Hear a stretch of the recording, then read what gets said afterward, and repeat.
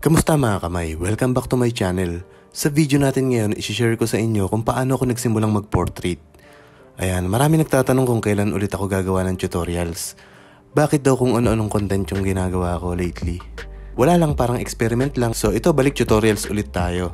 Pero bago tayo magsimula, baka pwedeng pa-follow naman ang FB page ko na to.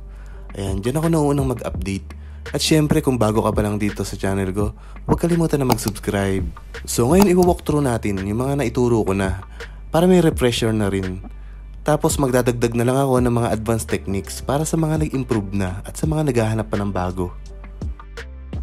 Ayan, unang-una dati ang lagi kong tinuturo palagi, pag magsisimula pa lang tayo, kahit hindi ganun kadami yung materials mo, hindi mo kailangang bumili ng sobrang dami agad. Ayan, pwede na yung 3 grade ng pencils, tigalawa o kahit tigisang round and flat brush. At murang papel tulad ng vellum board, kneaded eraser, and pencil eraser. Tapos charcoal powder at mga iba pang mga pang-smudge tulad ng tissue or bulak. Sa mga materials na yan, makakadrawing ka na ng portrait. Ayan, minsan kasi sa sobrang dami nating hawak na materials, parang mas pinapahirapan pa natin yung sarili natin kung ano yung gusto nating gamitin. Kaya mas mabuti na kaunti muna. Tapos pagkabisado na natin gamitin to, pwede na tayo magdagdag ng iba pa. So nung una, ilang beses ako nagkamali sa pagbili ng materials. Syempre dahil wala naman ako matanungan. Swerte yung batch nyo ngayon dahil isang chat or comment nyo lang sa mga idol nyo, matuturuan na kaagad kayo kung ano yung mga tamang bilhin na gamit. Pagdating naman sa techniques, sobrang hirap. Hindi ko pa alam nun na may mga method na pwedeng makatulong kung paano magsimula. Mahaba-habang research kung ano yung pinaka-accurate na method o technique. So nung una yung freehand yung gusto ko, syempre dahil nakaka-challenge to, mas satisfying ika nga. Dahil feeling mo sobrang galing mo pag kaya mong gawin to. Tapos nung nagsimula na tumanggap na ako ng mga komisyon, syempre dapat 99% tama yung proportion nito. So perfect gamitin dito yung grid lines. Ayan, matagal ko rin pinag-aralan yan. So gumawa naman na ako ng tutorials kung paano gamitin yung grid lines na to. Pero marami pa rin nagko-comment at nalilito sa paggamit nito. So dapat kasi yung shape ng reference na idodrawing natin kasing rectangle ng papel. For example, square masyado yung photo reference na kokopyahin mo. Pag sinet mo dyan yung horizontal at vertical lines, hindi magiging match yung lines nyan dahil yung papel mo is rectangle. So mas okay kung i-paste mo muna yung photo reference mo sa isang blank canvas na rectangle.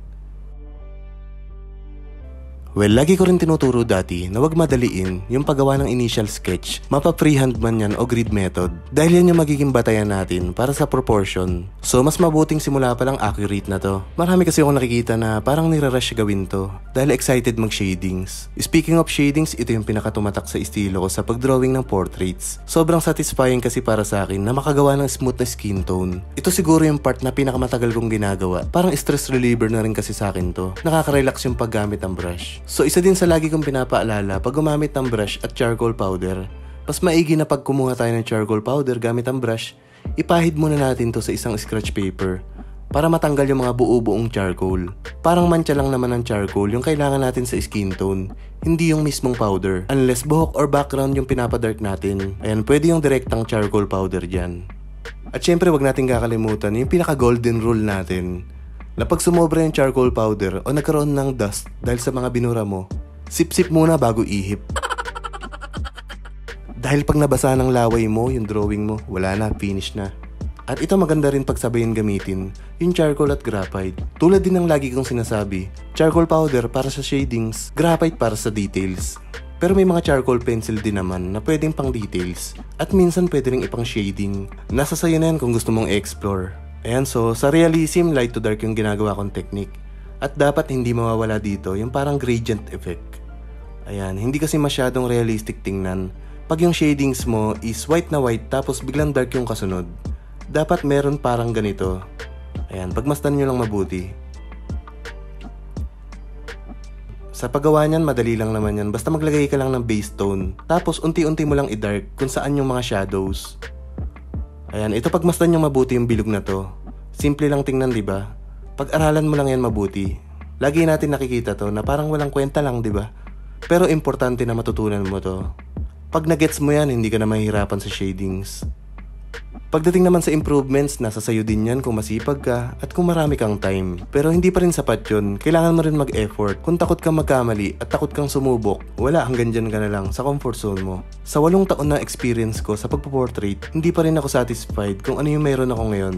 Yes, proud ako sa narating ko, pero gusto ko pang matuto. Masarap matuto ng bago, makasabay sa kung ano yung uso, hindi para magyabang, kundi dahil masarap sa pakiramdam na magkaroon ng maraming achievements sa art at matuto. Sobrang saya sa pakiramdam na magpupuyat ka para mag-practice, tapos gigising ka na may bagong skills. Pero yun nga, enjoy lang. Huwag masyadong pressurein yung sarili natin. Pag napagod, pahinga lang. Kusa ka naman babalik pag na-miss mo. So yun lang mga kamay, sana na-refresh kayo at may natutunan. Comment down below para sa mga request nyo na tutorials at mga tanong. Bubuhayin ko ulit yung channel ko gamit ang content kung saan tayo nagsimula. Salamat sa panonood mga kamay. Kita-kita tayo sa next video.